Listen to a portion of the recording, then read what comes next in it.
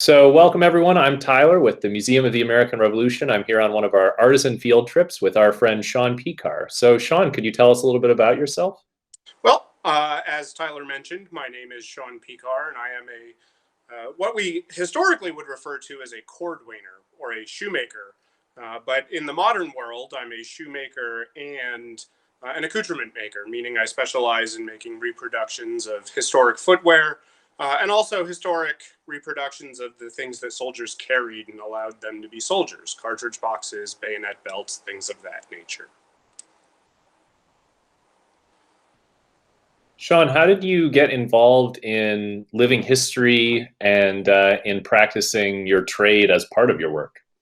Well, uh, I started participating in living history at a fairly young age. I think I was about 12 when I became interested in living history. I had a teacher in elementary school who reenacted and kind of hooked me into the world of 18th century living history. And I was hooked ever since.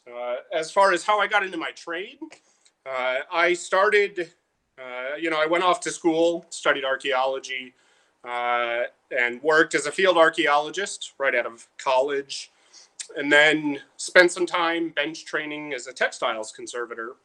And so I had an archaeology and conservation background before ever working in the living history museum field.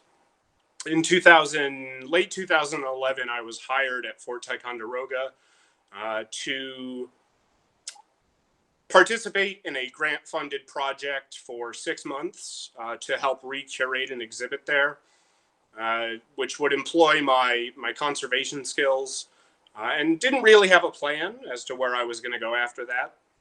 Luckily, I had some friends who were already working in the interpretation department there, and so decided to stay on full time and work in interpretation as a tradesman. I already had skills and made clothing, and I was actually hired as an artificer tailor. In that first season at the fort, it was decided that we had all the tools for making shoes, shoe benches that were recently purchased, and so I decided I was going to learn to make shoes. I felt bad for those benches just sitting there unoccupied for so long. And so I kind of forced my boss, Stuart, to teach me some basics. And that was it. At the end of 2012, it was decided we were going to have a full-time shoemaking position at Fort Ty. I was there at the fort for 5 years, making shoes, 5 seasons, a little over 4.5 years, give or take. And in that time, I was lucky enough to learn, the basics of the trade from Stuart Lilly, who's a remarkably talented tradesman himself. And then after Stuart had taught me all he could, I was lucky enough to befriend all of the guys down at the Colonial Williamsburg shoe shop, including my now master, Al Segudo. So. That's great. It's really interesting to hear how someone becomes a shoemaker, especially specializing in 18th century shoes today. Some of the people watching will have visited the Museum of the American Revolution. They'll have seen some of your work in use on some of our tableau figures, being used by a number of our costumed educators. So I wonder if you could tell us a little bit about how your trade was practiced in the 1700s and if there are similarities or differences. You've already referenced, for example, the system of apprenticeship from what was happening in the 18th century versus how you practice your trade today. Sure. Shoemaking historically is a trade that it really relies on division of labor. Shoemaking is one of the oldest documented trades to utilize a subdivision of labor. Most of us think division of labor, we often think of Henry Ford.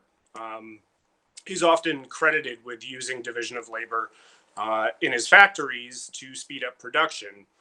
What Henry Ford really did was introduce interchangeable parts on an assembly line. Division of labor actually goes back millennia. A Greek historian named Xenophon talks about ancient Greek shoemakers in 370 BC subdividing out the steps of the process, much the same way that it's done in shoe factories today.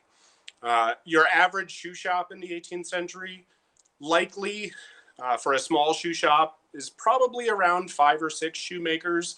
But there are shoe shops in suburban and urban London that have as many as 100 shoemakers working in them. Those are shoe factories that really specialize in export work, exporting ready-made, off-the-shelf or off-the-rack shoes to be sold in places like America.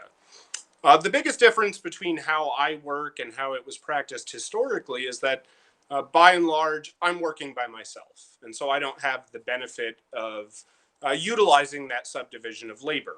In a shop, historically, the master, or probably your senior most journeyman, is going to go ahead and do all of the cutting out or the clicking and trenching of parts.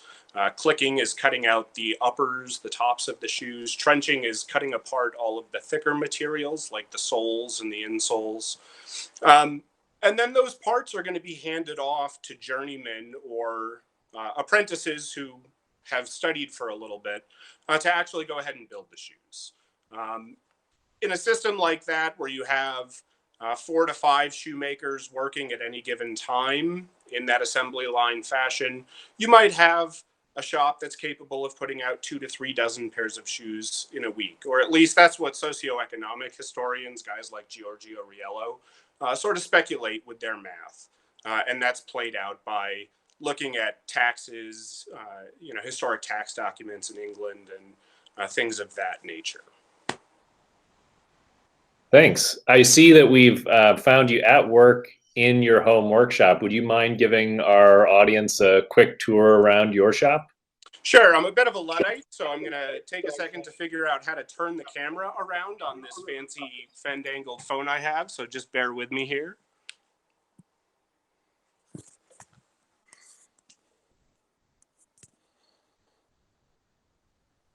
There we go. Did that work? Looks great. Awesome. So my shop is actually in my home. I work from home 7 days a week. So this whole self-quarantining is actually fairly normal for me. In terms of how I practice my trade, I'm using all of the historic tools and techniques that were used historically. And so every day I sit on a shoe bench that's not too terribly dissimilar. In fact, it's a perfect reproduction of a shoe bench from a print dated 1777. All of the tools I'm using, the lasts, they're all reproductions of historic tools. I have a very simple workbench that stores all of my patterns, pattern files for shoes and accoutrements, things of that nature, and my collection of historic shoemaking tools. Most of the work is handwork. Shoemakers are nerds, and so when we're not nerding out about 18th century shoes, my hobby is actually more modern shoe work. And so I have what I jokingly refer to as a stable of historic shoemaking machines, vintage Singers that are about 100, 120 years old at this point, which get used for more modern projects, things that I'm not doing 18th century work for, because obviously the sewing machine didn't exist historically. And then the other portion of my shop is just my cutting table. It's big enough to support a full side of leather, a 30 square foot side, and has all of my leather storage under it. At any given time, there's as many as 15 or 20 different types of leather in my shop, all for different purposes, and they get employed. At the moment, the cutting table's fairly messy. There's a lot of different projects sitting on top of it, which have been clicked out recently, and I'm in the middle of building. So that's my shop. Thanks a lot for the tour. It takes years to learn the trades and the crafts that folks we're meeting with are practicing. But I thought it might be interesting, now that we've flipped our camera around, we're seeing your face again, to give our guests and our audience a chance to see one particular aspect, maybe a module or a bit of the trade that you practice. So I wondered if there was something you could demonstrate for us today. Sure. One of the big differences with shoemaking from other sewing trades, and shoemaking, make no mistake, is a sewing trade. We use thread to attach all of the various pieces of leather together. But one of the big differences between shoemaking and other leatherworking trades and, say, tailoring is that we're sewing through a lot heavier materials. And so quite often we don't use a needle in shoemaking. We use fairly heavy duty awls to poke holes in the leather. And often in shoemaking, as you'll notice with this awl, the end of the awl is sort of curved. And the reason for that is that we're not going all the way through or creating what we call a stabbed hole. Usually, we're only going through about half the thickness of the leather. And so at the end of our threads, instead of needles, we use these guys. And they're going to be fairly thin and hard to see, but these are bristles. They're the guard hairs from the back of a wild boar's neck. And we put one of these at each end of our thread to allow the thread to pass through that hole that is often curved in nature. Shoemakers, we all make our own threads. Most of us are familiar with being able to go buy a spool of thread at the store in the weight we need it. Shoemakers, we just buy a single weight of thread. It starts out as a simple unspun hemp fiber or a very lightly spun hemp fiber. It's called hand shoe thread. And we'll take as many plies of this thread as we need for various applications. When it comes to something like closing or sewing the uppers, this seam here or the seam in the back that closes the quarters together, we might only use 2 or 3 thicknesses of that hemp fiber. When it actually comes to attaching the soles of the shoe together to the inner sole or the welt, all of the heavy stitching and what we call the bottoming work, we might actually use 10 or 12 thicknesses of this thread. So it's pretty strong stuff.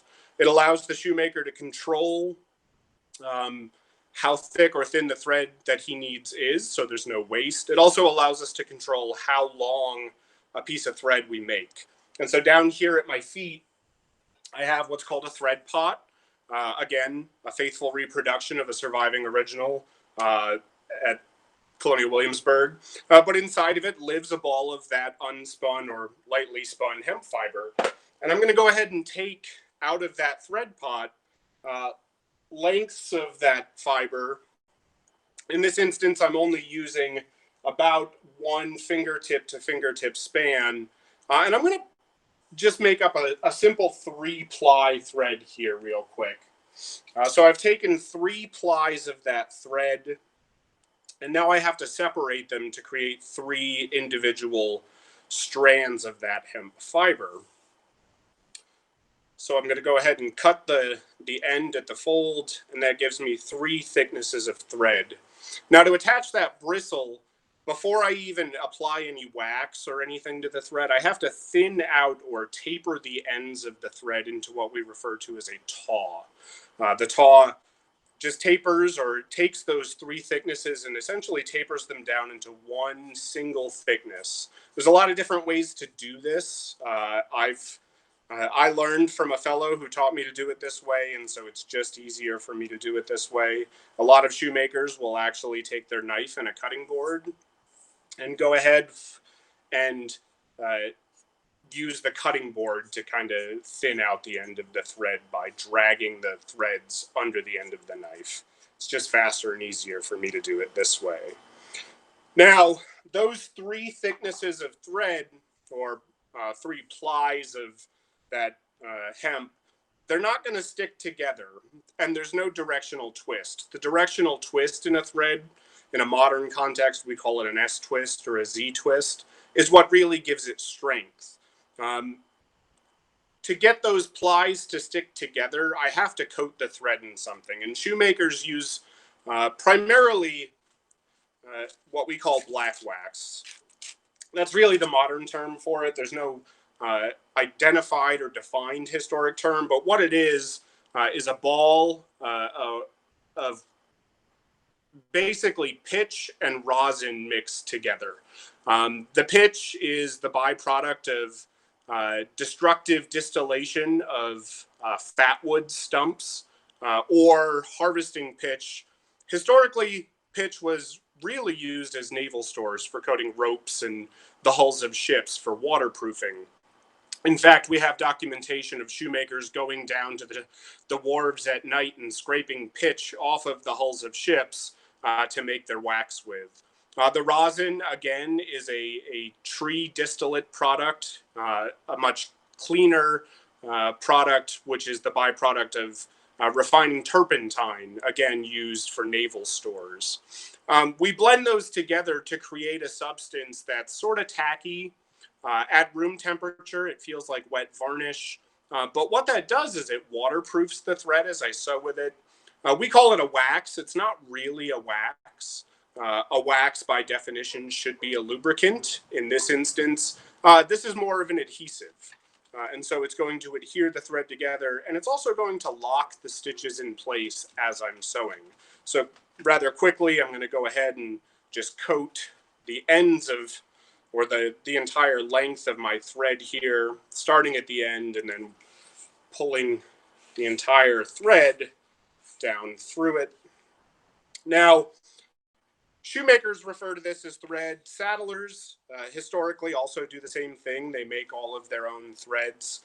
And the method I've learned for making thread is a direct reference to who taught me initially, Stuart. Being a saddler by trade, this is more common for a more common form for him to make threads than it is a shoemaker. Though in 1767, a Frenchman named Garceau does refer to the fact that some shoemakers have just taken to twisting their threads on their apron to twist them up. And that's what I have to do now. I've coated the thread in a blend in that pitch substance. And now I have to impart that twist into the thread to make it strong. And so I'm just going to go ahead and push it away using my knee here. And that pitch is actually going to stick the whole thing together, and that twist will stay in the thread, hopefully for the rest of its days.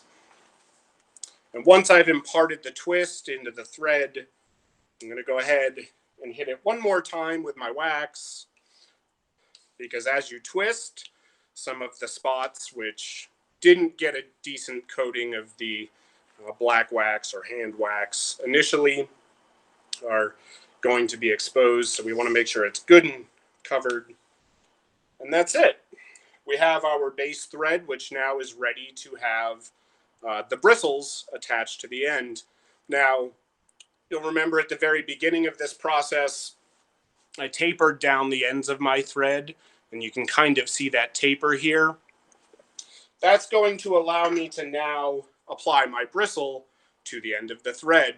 And it's going to be hard to see. It's a very finicky step in the process. But what I'll do is I'll take my bristle here and fix my hair. I'll take my bristle, hit it again with that ball of pitch or wax to give it something, give the thread something to adhere to. And then very carefully, I'm going to go ahead and twist the thread onto the bristle to create a nice, secure connection. And I'm going to twist the thread onto the bristle up towards the follicle end for maybe 1/4 to 3/8 of an inch. And then I'm going to go ahead and twist back down over what I've already applied. And that's going to lock what I've already applied in place. And then the final step in securing that bristle onto the thread is to take an awl here and to poke a hole in the thread for me to double the bristle back through the thread width. So I'm going to take that bristle here and pass it back through the thread, and that'll lock the whole thing in place. Give it a little tug, use some friction from my fingers to make sure that it's all applied. And then I'll do the same thing to the other side of the thread, and I'll have 2 leaders on a single thread. Now, at the very start of this video, you caught me sewing. And if you look closely, one of the things you might actually notice at the beginning of the video is that I'm passing 2 leaders in opposite directions through the same hole. Pretty much all stitching in leather, I'd say about 90% of it, all of it in shoemaking, is what we call double leader stitching. So I'm passing the 2 leaders through a single hole to create a series of interlocked stitches. And that pitch coating on the thread, once it passes the opposite leader, is actually going to liquefy inside the hole. It'll melt for a second, and then it'll actually lock that stitch in place and glue it down, hopefully for the rest of that item's life. The other cool thing about that pitch is that it's antimicrobial. So hemp being naturally sort of resistant to rot to begin with, once we add that pitch, it's going to stop all those little bacteria from eating at it. So it creates a pretty strong thread, all things considered. Shaun, that was fascinating. How long is that thread going to last you? How much sewing could you do with the length you've just made? Were you going to have to make multiple ones a day for your projects? One of the things about making shoes, I've been making shoes now for about 8 years. And one of the things you get very good at is sort of predicting how much thread you're going to need for any given length of sewing. So I know, for instance, that when I close a pair of uppers, for a pair of shoe uppers, there are 6 seams that hold all of the parts together. There are 2 side seams on each upper, 1 on each side, and then a seam up the rear. And I know from experience, having sewn a couple hundred pair of shoes at this point, that I need roughly 3 threads that are about 1.5 fathoms long to do all of those 6 seams. I also know, for instance, that if I'm sewing a size 9 and I'm sewing the sole to the welt and heel, I need about a span or 1.5 fathoms, give or take, to get around the welt. I know for a size 12, it's a little bit larger. It's just one of those things that comes with experience. The longer you've done something, I don't even think about it anymore when I'm making threads. I just kind of do it.